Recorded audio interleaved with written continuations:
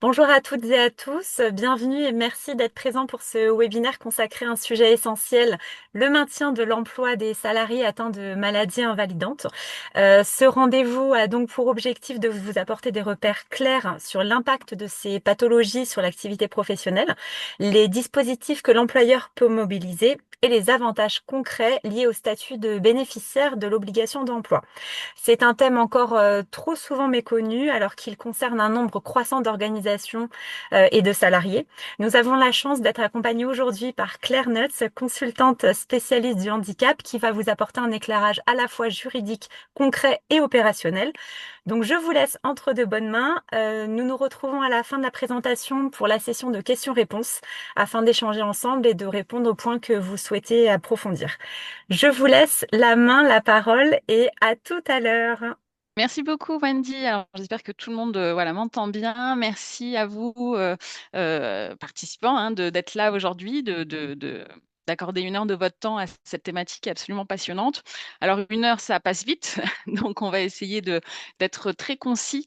Moi, l'objectif là, de ce webinaire, c'est vraiment qu'on puisse mettre en commun l'ensemble de nos connaissances sur ce sujet qui est concilier travail et maladie invalidante. Ça, c'est voilà, c'est vraiment l'objectif là de ce webinaire. Alors, pourquoi ce sujet aujourd'hui? Tout simplement parce que les maladies invalidantes, ça concerne ou ça concernera une personne sur 3 en France. Donc, c'est quand même absolument énorme. Généralement, une maladie invalidante se déclenche autour de 40 ans. Un petit peu avant, un petit peu après, mais voilà, c'est plutôt autour de cet âge-là. Et du coup, les personnes sont en situation, sont en activité professionnelle. Et ça pose la question, effectivement, de continuer à travailler tout en gérant, du coup, sa maladie invalidante. Donc, l'idée, c'est de voilà, pouvoir se poser vraiment la question de comment est-ce qu'on peut concilier le mieux possible le travail et la maladie invalidante. Donc, en introduction, déjà, on va définir les thèmes ensemble, les termes de cette formation, de cet atelier. Parce qu'il faut qu'on soit déjà raccord, j'ai envie de dire, sur les mots qu'on utilise. On verra quel est l'enjeu. Quel est l'enjeu pour un salarié de continuer à travailler et quel est l'enjeu pour un employeur de continuer à maintenir, j'ai envie de dire, en emploi son salarié. En introduction, on travaillera vraiment sur effectivement la définition des principaux termes et des enjeux. On verra, on fera un petit état des lieux, d'accord, sur la façon dont la maladie invalidante va impacter l'activité professionnelle d'une personne. On se posera la question de l'origine de la maladie, si elle est professionnelle ou non, parce que en fonction, ça va avoir un impact effectivement sur la façon dont le- la maladie va être prise en charge. Alors, pour le mot travail, est-ce que vous avez une idée de l'étymologie du mot travail? Qui se lance?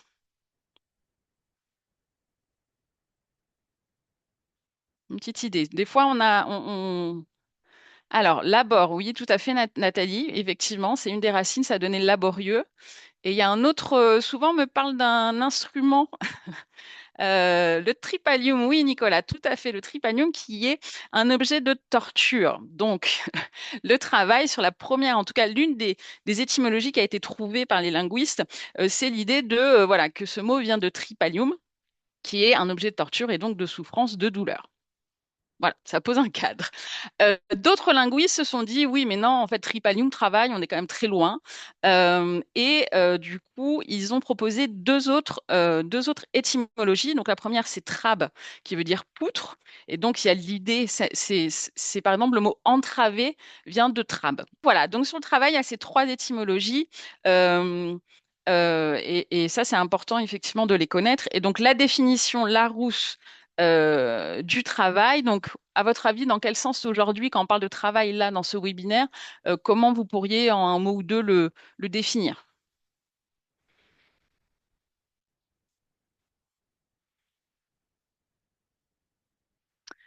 Alors, hop. Alors, j'ai Leïla qui me dit dur labeur, Ramia qui me dit activité professionnelle. Donc, oui, effectivement, aujourd'hui, euh, Nathalie me dit réaliser des actions contre de l'argent. Donc, il y a l'aspect de rémunération. Un emploi, nous dit Ilias, un service rendu contre un salaire, nous dit Stéphanie, réaliser une tâche, etc.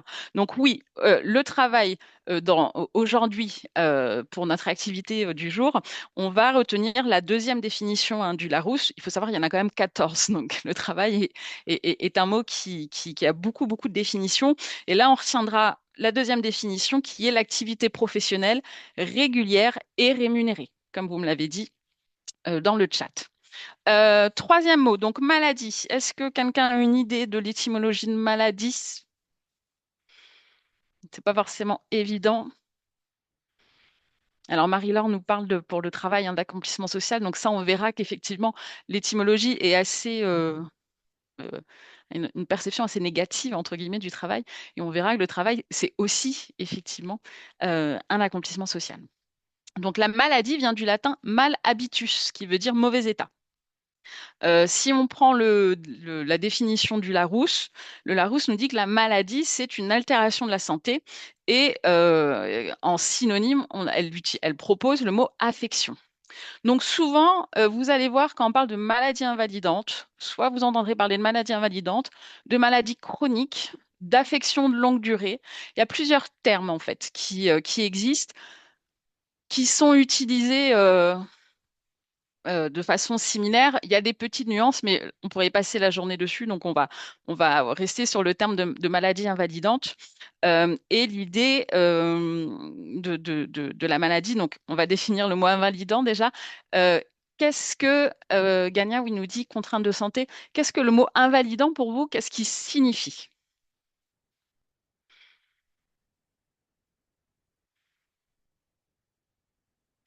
Comment vous définiriez le mot invalidant? Empêcher de, oui, tout à fait. Incapacité, alors ça, on va en parler. On va parler d'incapacité, d'inaptitude, d'invalidité. Nathalie nous dit de l'handicap. Donc, qui handicap dans la vie sociale, effectivement. Euh, Diminuer, qui limite les capacités, contraintes physiques ou mentales, effectivement. Il y a, dans cette notion d'invalidante, il y a vraiment quelque chose euh, qui évoque ce que vous avez très bien dit, la gêne. D'accord? La gêne dans le quotidien. La maladie invalidante.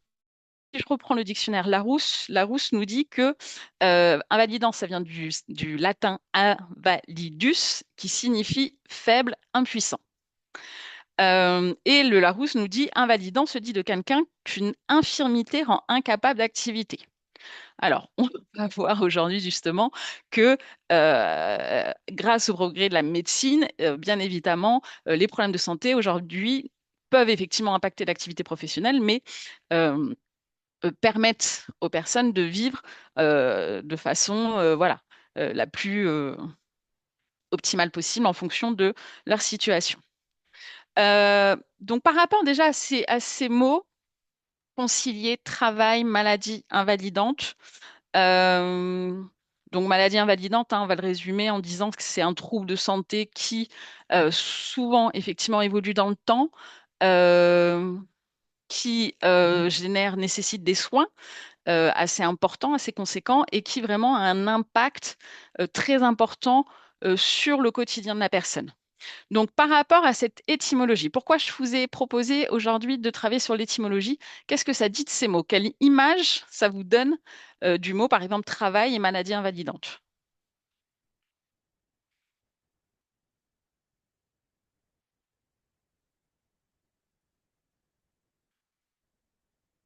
En termes de représentation, qu'est-ce que ça nous dit? Est-ce que c'est plutôt positif? Est-ce que c'est plutôt négatif? Quelle vision ça nous donne du travail et de la maladie?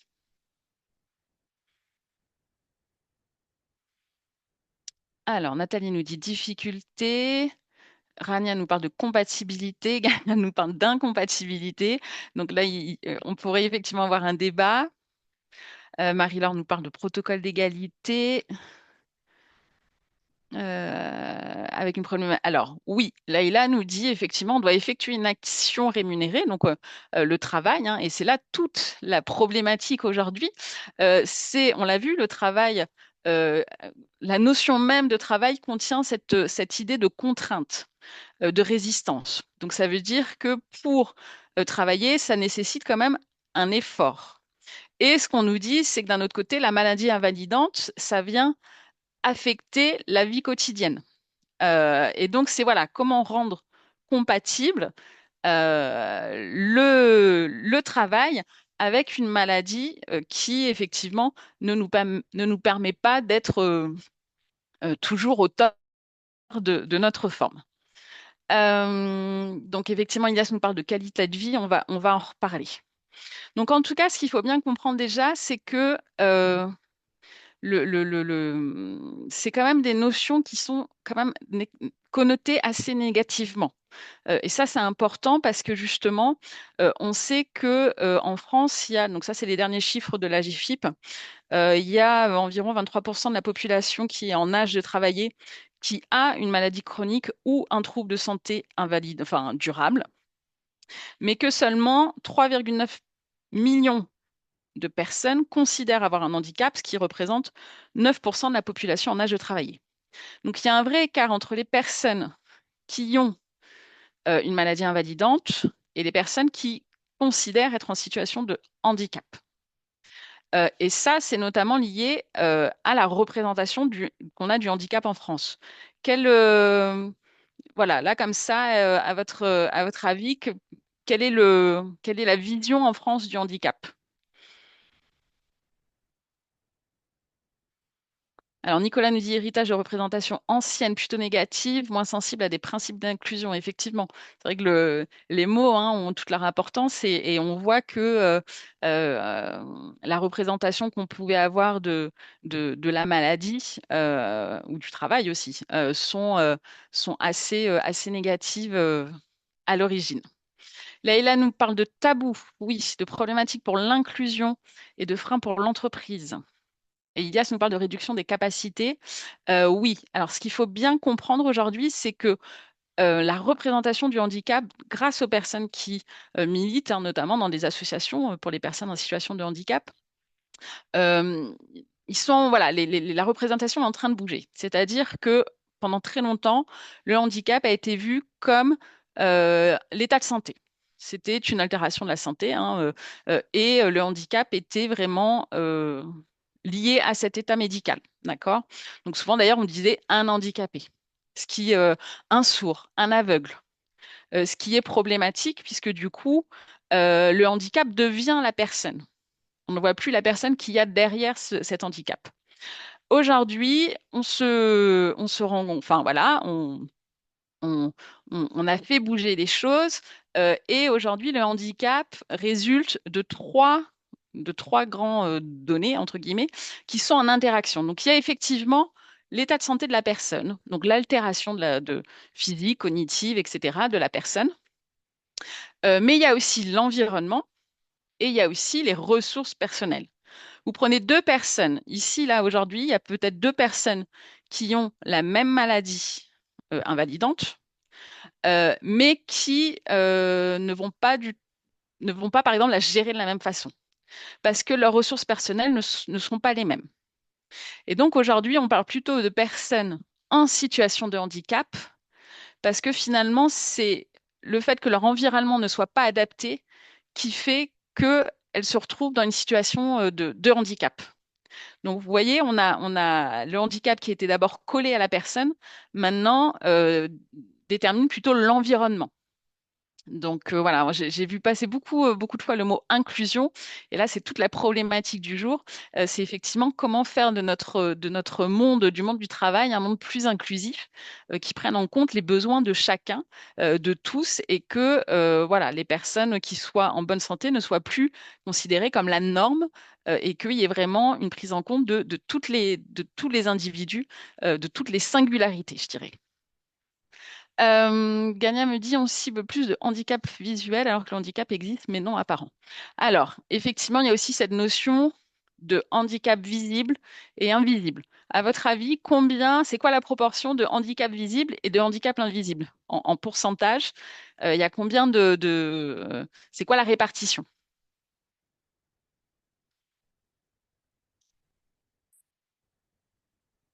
Oui, Alors, Éléonore nous dit effectivement 80, Céline nous dit 60-40, 40-60, 30% visible.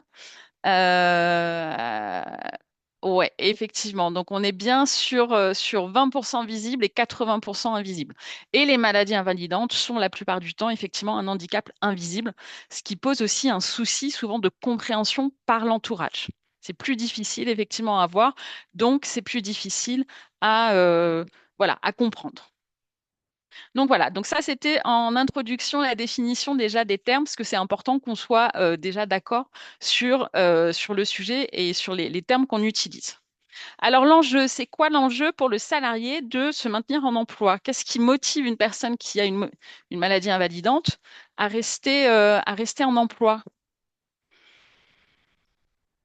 à votre avis? Pourquoi un salarié aurait envie de rester en emploi? Alors Sandrine nous dit ne pas être écarté de la société, tout à fait. Le travail, c'est la santé, nous dit Ilias. Oui. Après, la chanson de Salvador, c'est quand même ne rien faire, c'est la conserver. On gardera la première partie. Reconnaissance sociale, oui. La vie ne s'arrête pas à un handicap, ok. Le niveau de vie, la couverture sociale, etc. Donc oui, effectivement, souvent pour le salarié, il y a trois grands enjeux. Ok, donc il y a l'enjeu économique, hein, la rémunération, là nous dit Nathalie, c'est une réalité, il faut payer ses factures. Il y a un enjeu psychologique. Tout à l'heure, on parlait effectivement euh, d'accomplissement aussi par le travail. Ilias nous disait, le travail, c'est la santé. Euh, et puis, il y a effectivement ne pas être oublié, nous dit Jean Paulin. Et puis, il y a effectivement l'aspect social, le fait euh, voilà, c'est important aussi de pouvoir participer à la vie de la société. En France, c'est vrai que le travail a une place quand même vraiment centrale. Souvent, quand on ne connaît pas quelqu'un, on lui dit «Qu'est-ce que tu fais?» Et la personne va nous répondre ce qu'elle fait comme travail. Elle va pas nous dire enfin voilà, quels sont ses hobbies.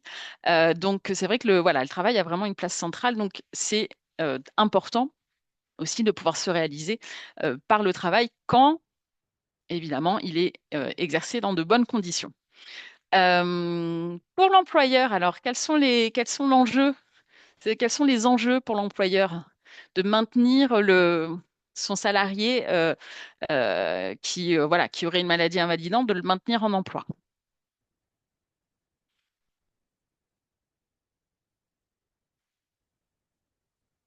à votre avis? Alors, donc j'ai conservé un savoir-faire, oui. Alors, Leïla nous parle de quota. Laure nous dit être dans la loi, effectivement, donc il y a une notion juridique. Nathalie nous parle d'avantages financiers, donc ça on le verra. Céline nous parle d'expérience et de compétences. Gania nous parle de cotisation, effectivement, payer moins de contributions. On parle de qualité de vie au travail, fidéliser les équipes. Effectivement, c'est très important. Euh, Ouais, ouais, ouais, tout ça, vous avez bien cerné. Donc, effectivement, pour l'employeur, il y aura un aspect juridique, un enjeu juridique, hein. Vous avez été plusieurs à me parler, effectivement, du respect de la loi, puisque la loi exige des entreprises qu'elles recrutent et qu'elles maintiennent en emploi au moins 6% de bénéficiaires de l'obligation d'emploi, donc de personnes en situation de handicap. Il y a un aspect économique. Vous m'avez parlé de cotisation, effectivement, d'avantages financiers. Et puis, il y a un aspect social aussi, avec, effectivement, comme nous disait Stéphanie, la qualité de vie. Le fait que pour une entreprise, c'est aussi euh, important en tant qu'image de marque de dire que voilà, on œuvre pour un monde plus inclusif et c'est concret. Il y a voilà, on fait des choses concrètement. OK pour les enjeux. Alors, quelles sont, d'après vous, les conséquences, hein, comment une maladie invalidante va-t-elle affecter l'activité professionnelle d'un salarié? Voilà, il y a un salarié, il a environ une quarantaine d'années, on lui diagnostique une maladie invalidante. Quel impact ça va avoir sur son travail?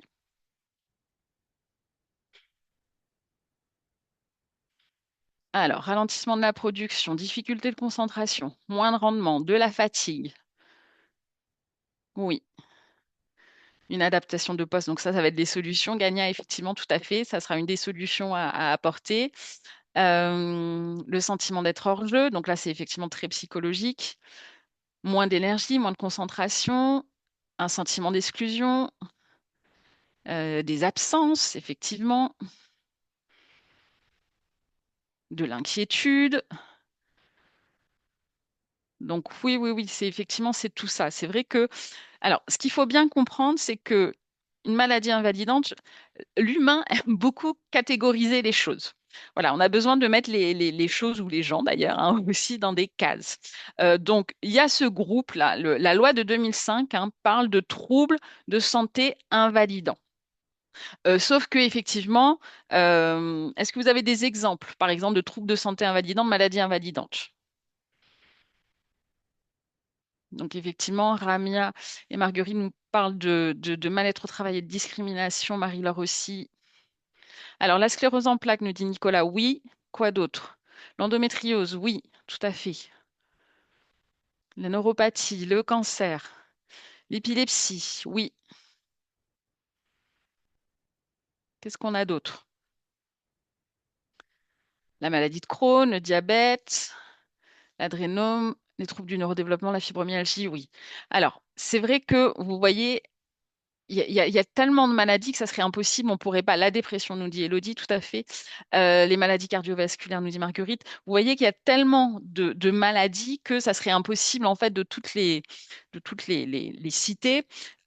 Souvent, on utilise la liste des 30 maladies, donc des 30 affections longue durée qui a été établie par la CPM à partir à la fin des années 80 comme référence un peu. Mais en tout cas, ce qu'on voit bien, c'est que ces différentes maladies auront des réalités très différentes pour les individus. Quelqu'un qui souffre d'une dépression n'aura pas la même... l'impact sera évidemment différent que quelqu'un, par exemple, qui souffre de diabète. Donc ça, c'est aussi un message vraiment très important. Il n'y a pas de réponse toute faite. C'est vraiment au cas par cas. C'est ce que je vous disais tout à l'heure, deux personnes qui ont, par exemple, qui sont diabétiques ne vont pas vivre la maladie de la même façon. Donc ça, vraiment, c'est très important d'avoir cette idée en tête. Ce qu'on peut dire, c'est que souvent, ces maladies ont quand même un point commun, ou plusieurs points communs, c'est qu'elles sont assez imprévisibles. C'est-à-dire qu'un matin, ça peut aller, et puis un autre matin, ça ira moins. C'est qu'elles sont invisibles, comme on l'a dit tout à l'heure, et souvent, voilà, il y a quand même une chronicité, donc elle s'installe dans le temps, et il y a souvent quand même quelque chose, une sévérité. D'accord? C'est quelque chose généralement d'assez sévère. Donc, comme vous l'avez très bien dit, les répercussions sur le travail, vous m'avez parlé de fatigue, vous m'avez parlé d'absence, de retard, vous m'avez parlé de problèmes de concentration, donc qui peut engendrer effectivement parfois des erreurs professionnelles. Vous m'avez parlé aussi de santé mentale, hein, vous m'avez parlé de peur, d'inquiétude, etc. De l'anxiété, de mal-être. Donc, c'est vrai que tout ça, ça va venir vraiment fortement enfin, plus ou moins, encore une fois selon les personnes, mais ça peut venir impacter, affecter assez fortement l'activité professionnelle. Et si on se place cette fois-ci du côté de l'employeur, alors qu'est-ce qui, quel va être l'impact, si on se place du côté de l'employeur, pour lui, par rapport voilà, au diagnostic d'une maladie invalidante pour l'un de ses salariés?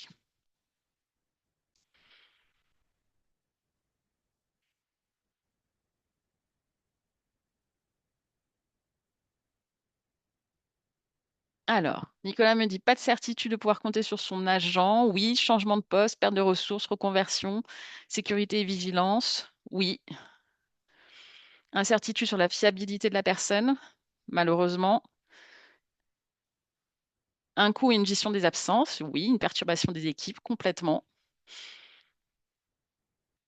Est-ce que vous avez d'autres idées? C'est déjà bien. Alors, effectivement, on a parlé tout à l'heure d'une baisse de productivité du salarié. Euh, et c'est vrai que dans notre société qui valorise beaucoup la performance Ça peut être assez difficile déjà pour le salarié de le vivre et puis pour l'entreprise d'avoir à le gérer. Ça va être une gestion des absences, effectivement. Ça va être, tout à l'heure, on parlait d'erreurs professionnelles. Jean-Paulin nous dit incertitude sur la productivité, oui. De l'incompréhension. Alors, Nathalie, oui, il y a effectivement de l'incompréhension et surtout pour une maladie invalidante, puisque c'est en général une maladie qui ne se voit pas et qui génère effectivement beaucoup d'incompréhension au sein du collectif de travail. Et ça, il faut aussi pouvoir le gérer pour l'employeur. On va se poser maintenant la question de l'origine professionnelle de la maladie. Alors pourquoi je vous pose cette question de l'origine? Est-ce que l'origine est professionnelle ou non professionnelle? En quoi c'est, c'est important? Alors, Leïla nous dit un problème de projection. Alors, les TMS, donc les troubles musculo-squelettiques, OK. Alors, affectation des coûts de traitement, nous dit Nathalie, oui. Jean-Paulin nous dit les deux. OK, donc prise en charge par de l'employeur, oui, tout à fait. Alors, c'est vrai qu'en fonction de si la maladie, en fait, est survenue dans le cadre de l'activité professionnelle, dans ces cas-là, ça sera pris en charge par la sécurité sociale, mais par la branche accident du travail, maladie professionnelle. D'accord? Ça, c'est vrai que c'est extrêmement important. Donc, une personne qui aurait une maladie invalidante, qui se serait déclenchée dans le cadre du travail, aurait effectivement droit à une déclaration, enfin, devrait du coup faire une démarche auprès de la CPM pour avoir une reconnaissance de maladie professionnelle.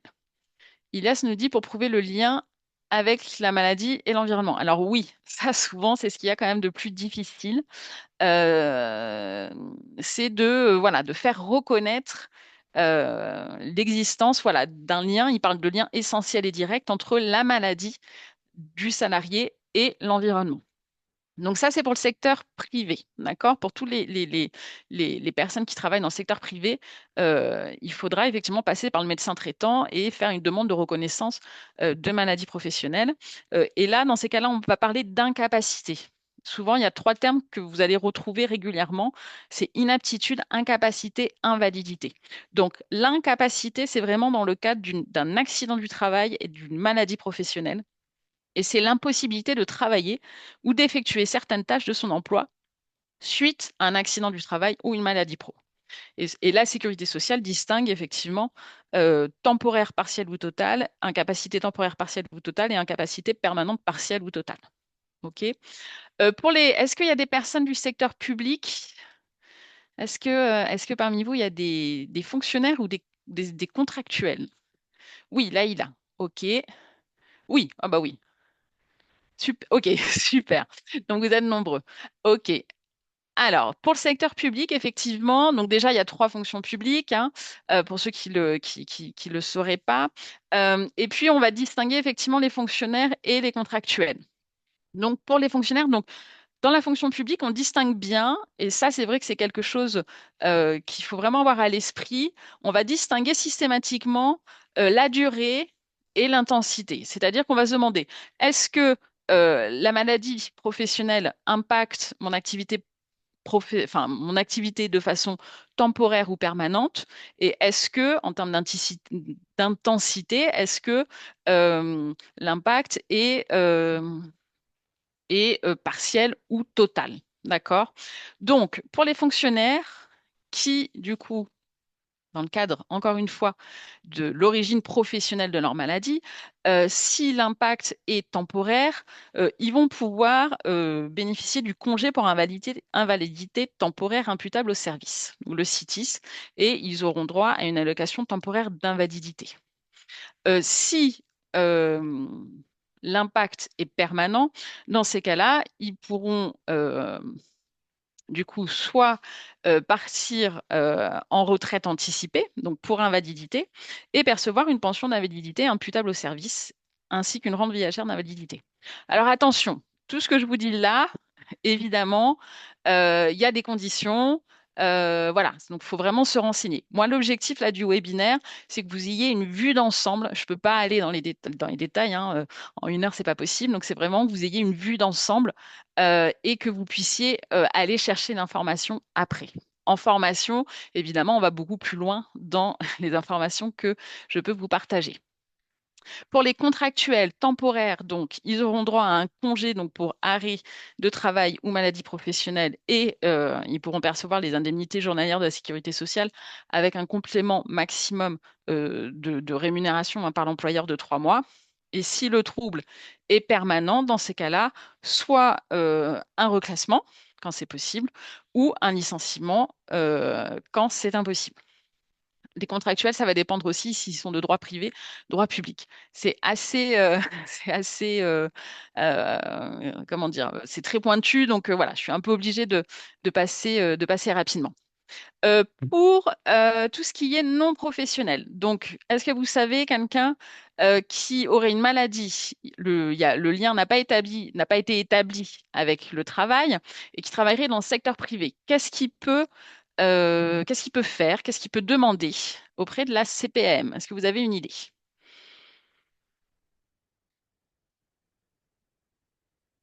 Alors, Elias me dit non, mais je ne sais pas si c'est... Alors, ce film me parle de la RQTH, donc ça, on va y venir, tout à fait. Donc ça sera une possibilité.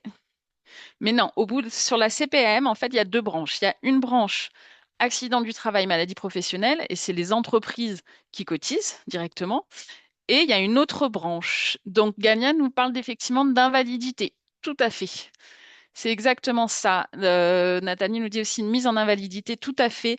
Dans ces cas-là, le salarié va pouvoir demander auprès de la CPM une pension d'invalidité. Donc, il y a 3 catégories. Et donc, là, vous voyez, on ne parle pas de la même chose, hein. C'est vraiment, on parle là d'invalidité. Et c'est quand une personne a une capacité de travail ou de gain réduite d'au moins 2 tiers. D'accord? Ce qu'il faut savoir, c'est que la plupart de ces statuts permettent d'obtenir le statut de bénéficiaire d'obligation de l'emploi. On va en reparler. Certains ont commencé déjà à me parler de la RQTH. C'est un des statuts possibles. Il y en a 7 ou 8, je crois, de mémoire. Et effectivement, par exemple, le fait d'être reconnu en maladie professionnelle, d'avoir une pension d'invalidité, etc., vous donne automatiquement droit au statut de bénéficiaire de l'obligation d'emploi.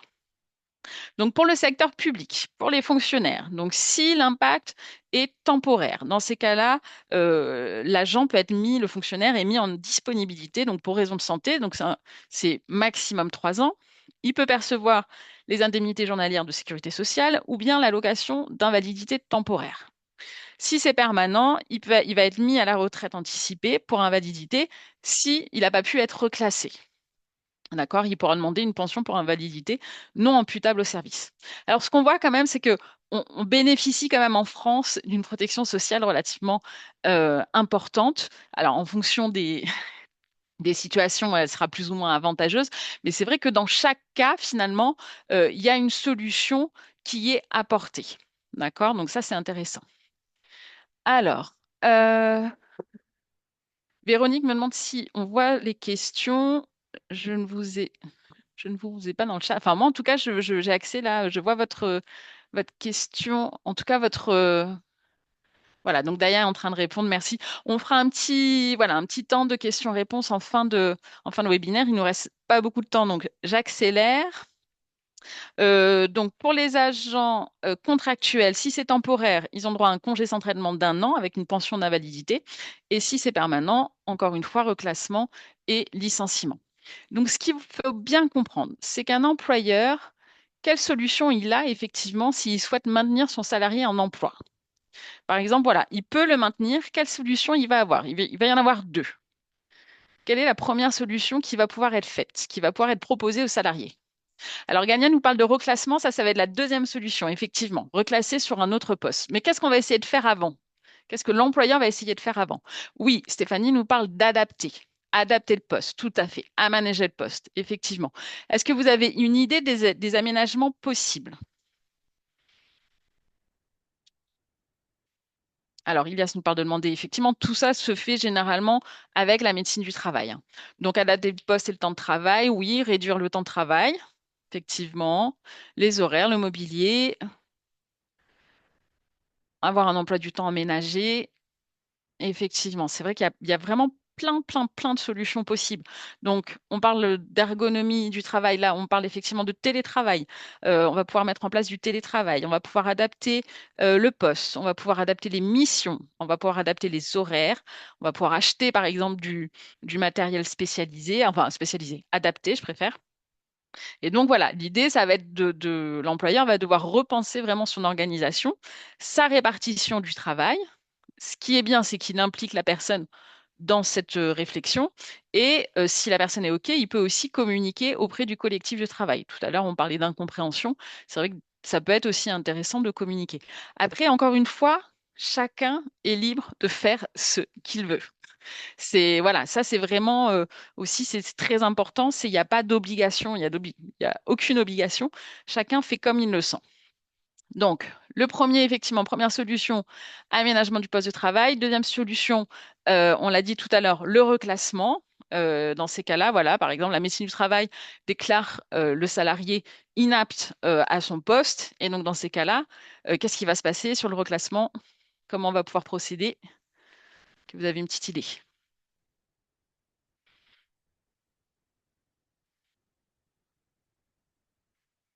Qu'est-ce qu'on peut proposer à quelqu'un qui veut se reclasser, qui a besoin d'être reclassé? Alors, Anouk nous parle de PPR. Oui, un nouveau poste avec formation, effectivement.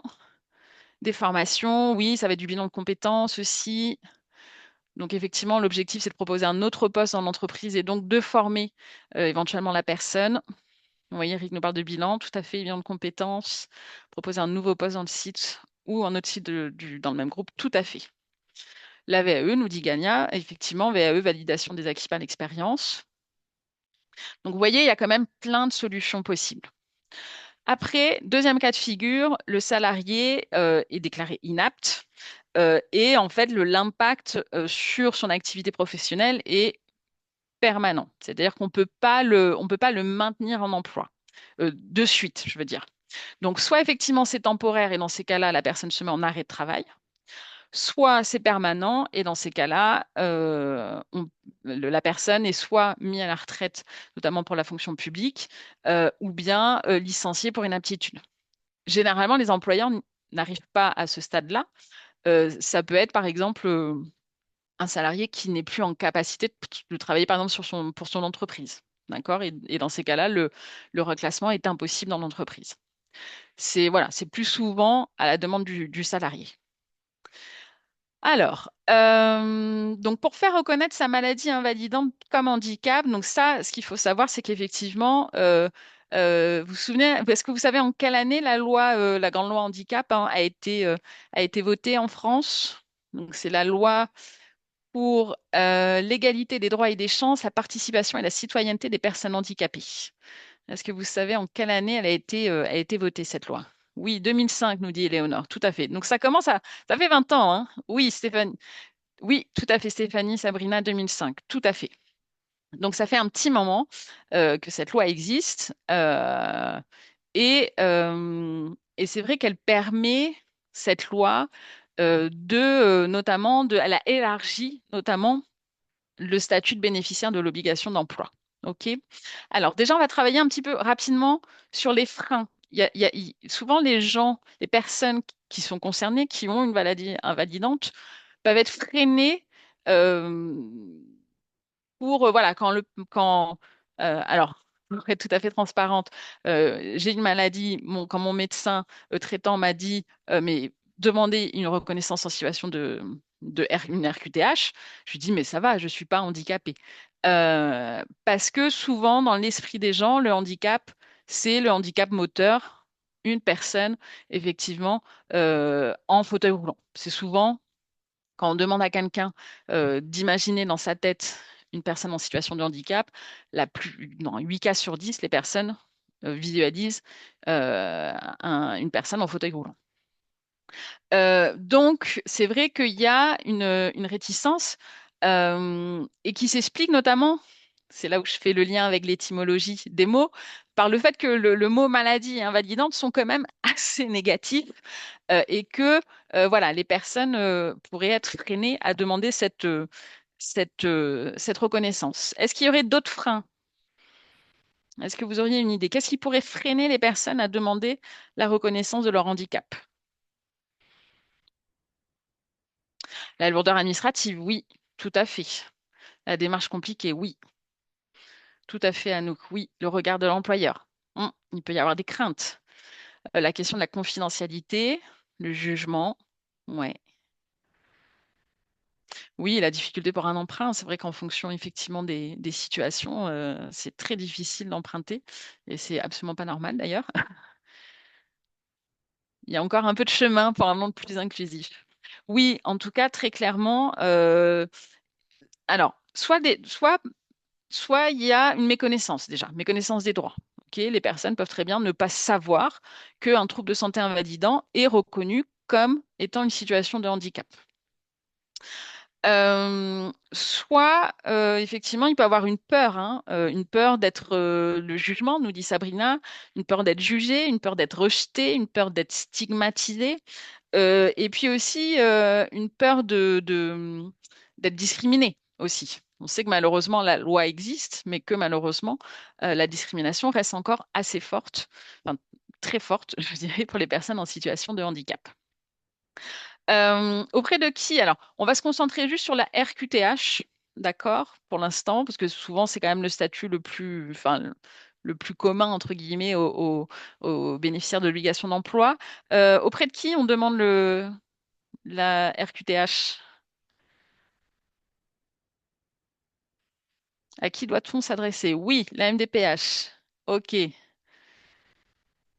Alors, oui, non, Éléonore nous dit la CPM, mais effectivement, on est sur la c'est vraiment deux choses différentes. Il y a vraiment la maladie, et là, dans ces cas-là, on va s'orienter vers la CPM, qui est la caisse primaire d'assurance maladie.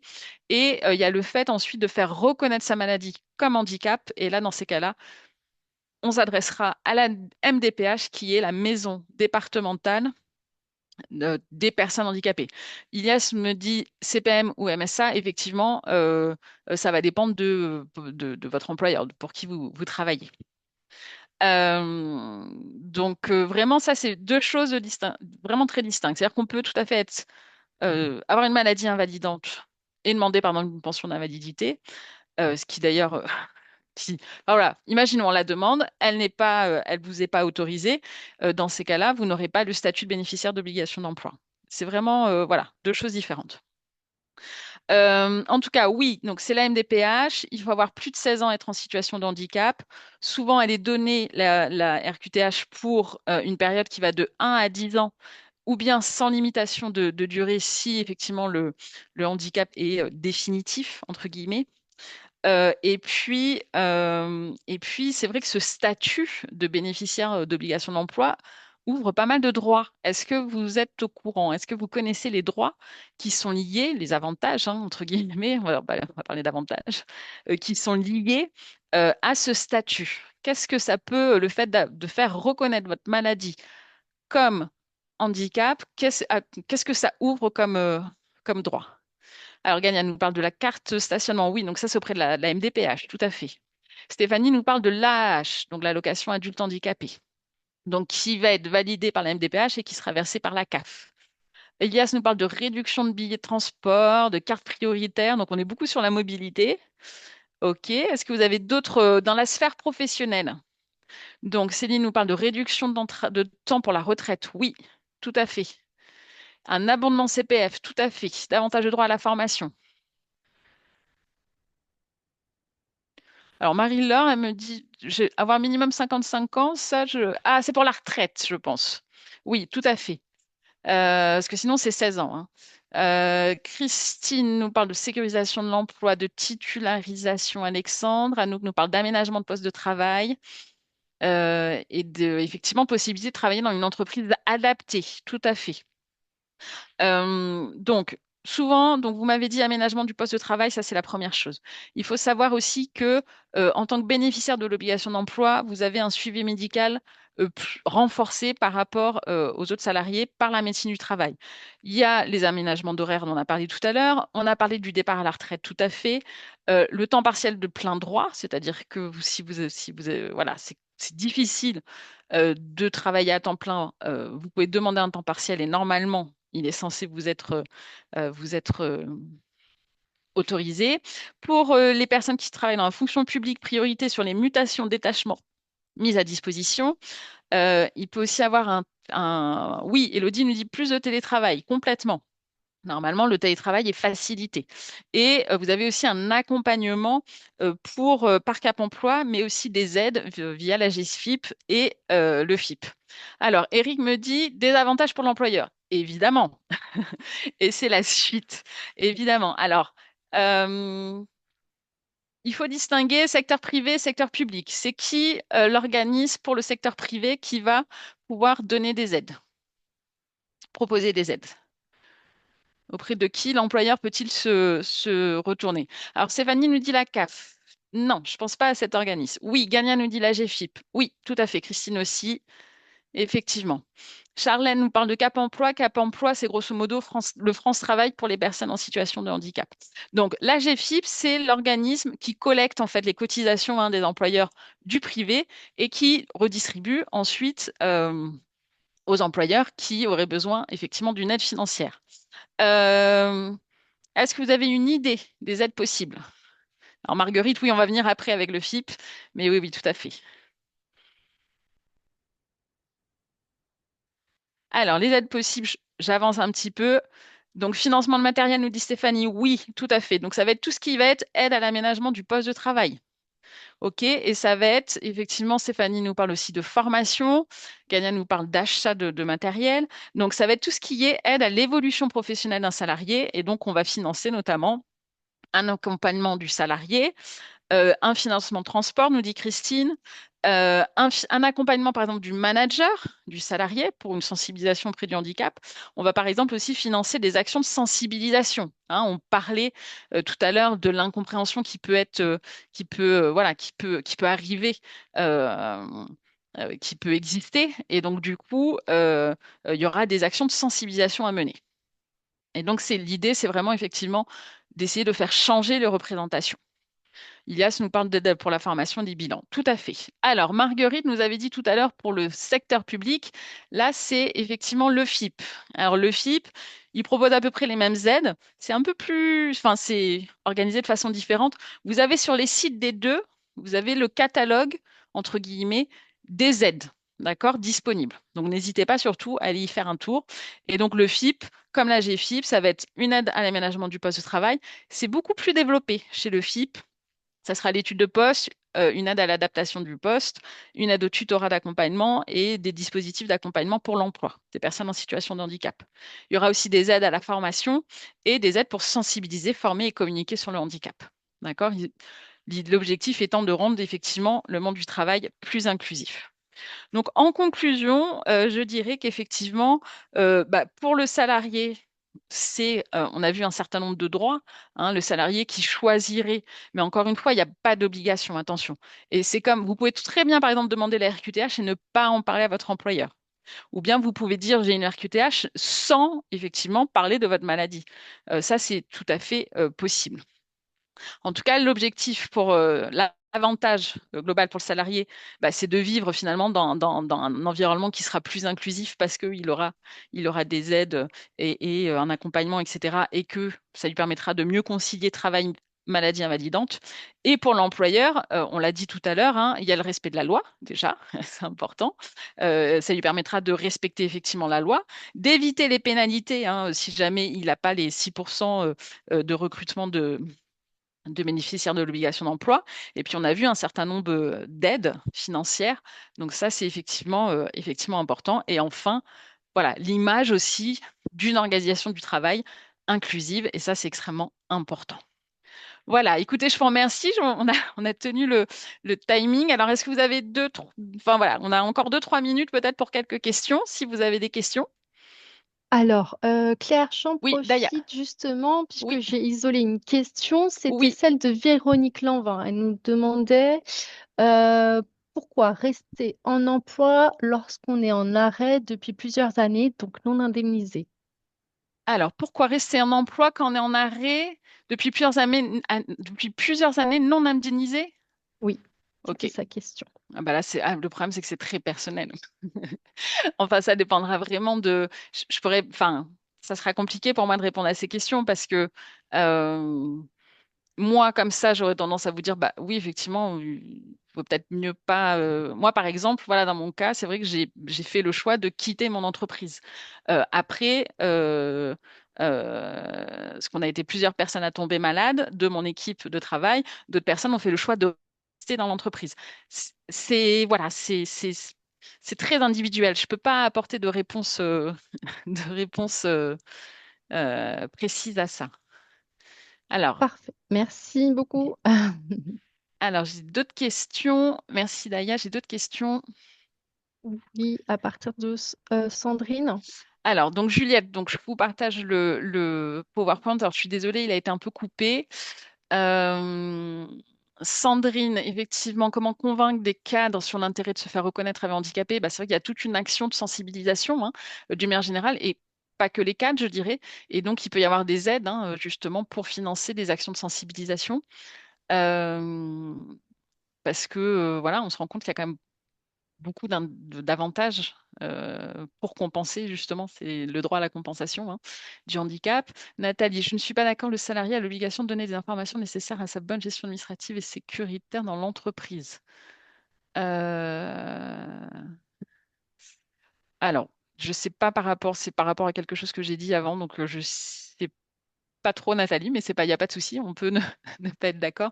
En tout cas, ce qu'il faut savoir, c'est que l'employeur a une obligation effectivement de sécurité physique et mentale, hein, par rapport à ses salariés.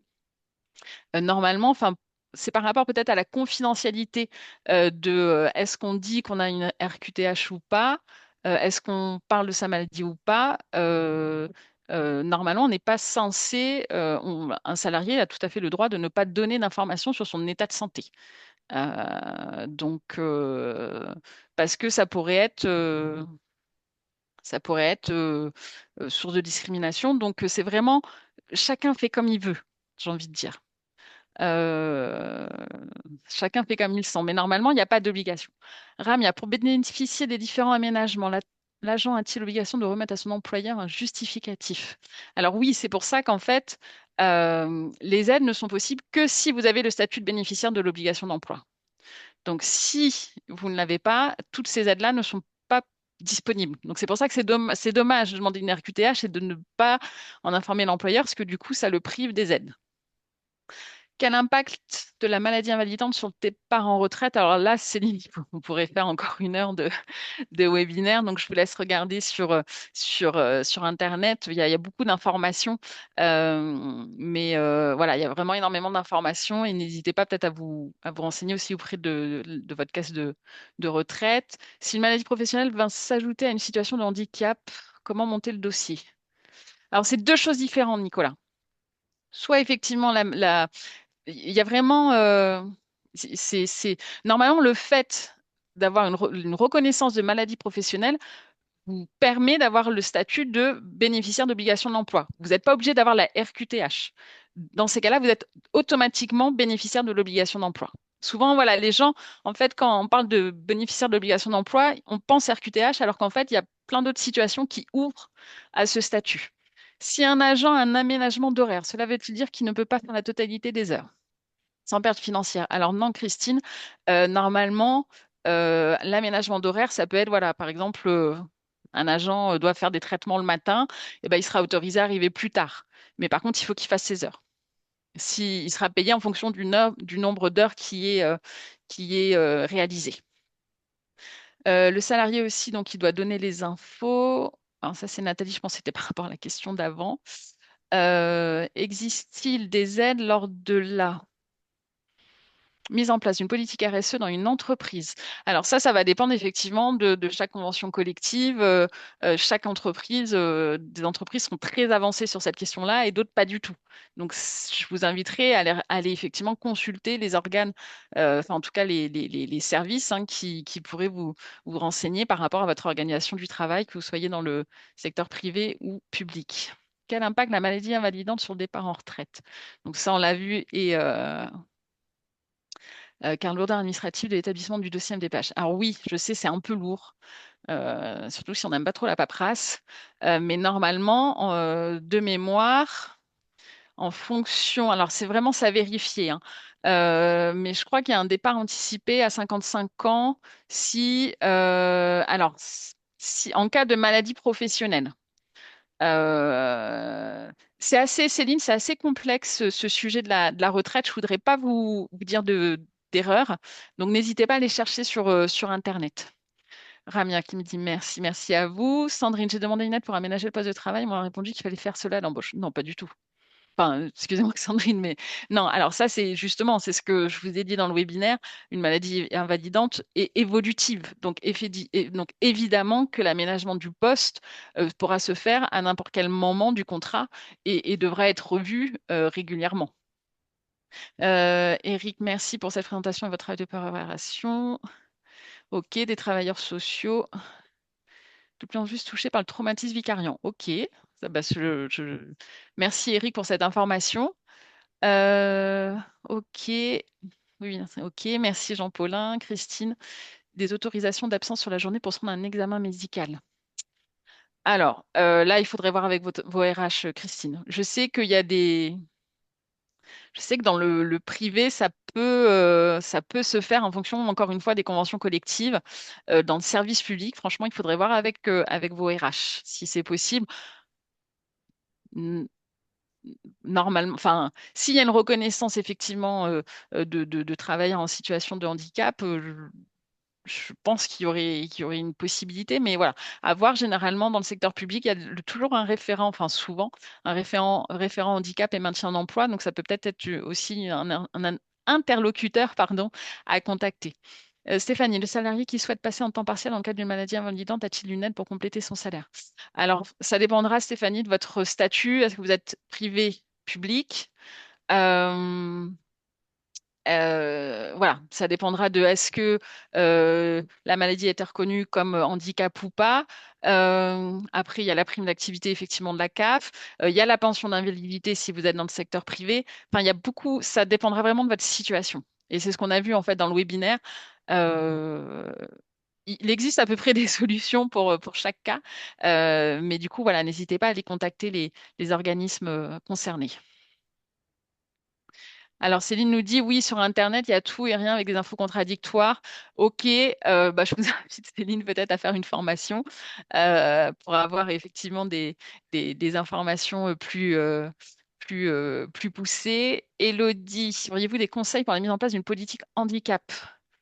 Alors moi, je dirais le premier conseil, Elodie, ça serait vraiment travailler sur la sensibilisation. On a vu, hein, il y a vraiment un problème de représentation. Souvent, les employeurs ont au sein de leurs effectifs les 6% de personnes en situation de handicap, mais en fait, comme elles ne sont pas reconnues, eh ben, l'employeur paye des, ah, paye des cotisations, etc., paye des amendes. Sauf que, voilà, si il y avait un travail de sensibilisation, c'est quoi le handicap, voilà, de quoi on parle, c'est OK. Parce que le souci, c'est on est dans une société de la performance, il faut être fort, etc. Et donc, effectivement, bah, le handicap, là, je voyais une pub d'IBM qui comparait le salarié à une machine. Bah, le handicap, enfin, une maladie, c'est du biologique qui survient dans la vie de l'entreprise et c'est une réalité. Et souvent, c'est voilà, c'est pas toujours bien compris. Donc, moi, je travaillerai vraiment en amont sur tout ce qui est les représentations du handicap. Céline, ok, Gania, merci et bonne fin d'après-midi. Oui, bah écoutez, merci beaucoup. Voilà, j'ai dépassé un peu le timing, je suis navrée. Merci en tout cas pour le temps que vous m'avez accordé. Et puis voilà, n'hésitez pas, le CNFCE propose plein de formations. Si vous avez des questions, je pense que Daya, vous Oui. avez dû... Merci Marie-Laure, quelle énergie, merci, c'est gentil. En tout cas, voilà, s'il y a des questions, n'hésitez pas à nous recontacter. Et puis, s'il y a des besoins en formation, voilà, pareil, n'hésitez pas, c'est des sujets absolument passionnants. Donc, en tout cas, voilà, un grand merci pour votre participation.